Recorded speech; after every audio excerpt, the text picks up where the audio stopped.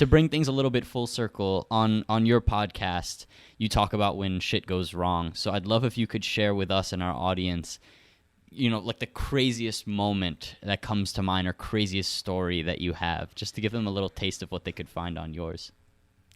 Your Cuba story is always a good one. My Cuba story? Okay, so we were in Cuba for the second time. This was in 2015, traveling from Mexico. 16. I have a terrible memory.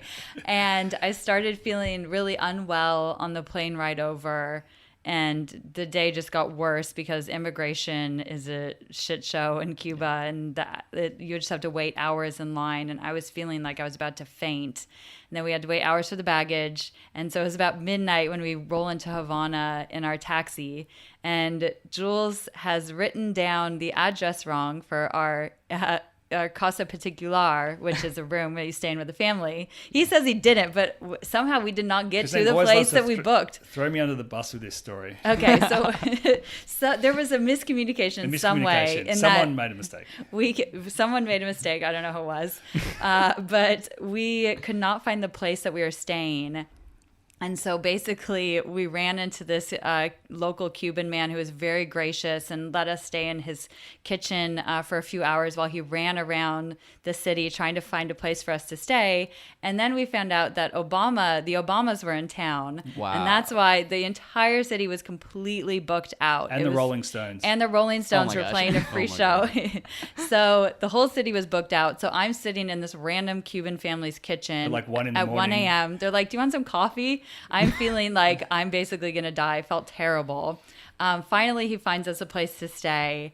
And over the course of the next few days, I just started feeling worse and worse.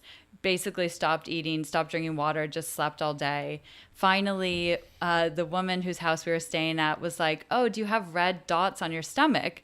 And I was like, yes, that's so weird. I do. And she's like, yeah, you have dengue fever. Like, you need to go to the hospital immediately.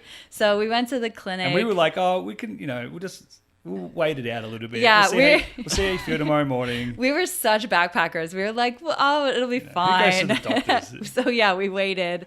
And then, went to the clinic, and they immediately were like, you have to get to the front of the line because you look like you're going to die. Oh my God. And had a bunch of IV hydration. And then they were like, you need to go to the tropical diseases hospital immediately and get on like full IV treatment. So they threw you in like some janky ambulance. It's kind of like a car with a little siren on the top. It was like a cart, like a wooden cart ambulance. So then we went to the hospital. We were there for 5 days. Luckily, Jules was able to rent the hospital bed next to mine because apparently you can do that in other countries.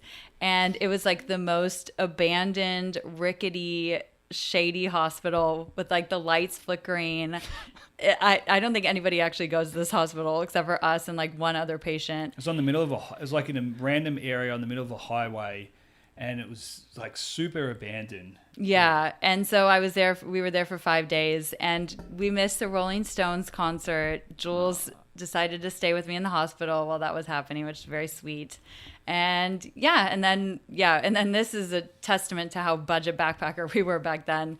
When I got discharged, instead of taking a taxi back to our hotel, we took the local bus that cost like 5 cents, and we were just like crammed in this hot bus, and I was still feeling terrible because I just got out of the hospital. But we were like, we're not going to pay $15 for a taxi. We're going to take the bus. For 5 cents. Yeah. So that was scary, especially because like obviously no Wi-Fi or anything. So I couldn't really communicate with my family.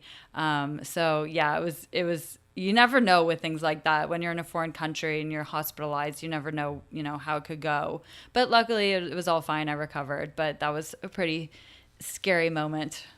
Yeah. It costs about $700 for everything, just as a testament to the amazing medical services of Cuba. I mean, Cuba's known for their Cuban doctors and their medical service, but a testament to the country as well. Like, the service was, it was okay, but like it was very well priced, to put it that way. Yeah. That's grit if I've ever heard it. I can't even imagine what I'd do in those circumstances.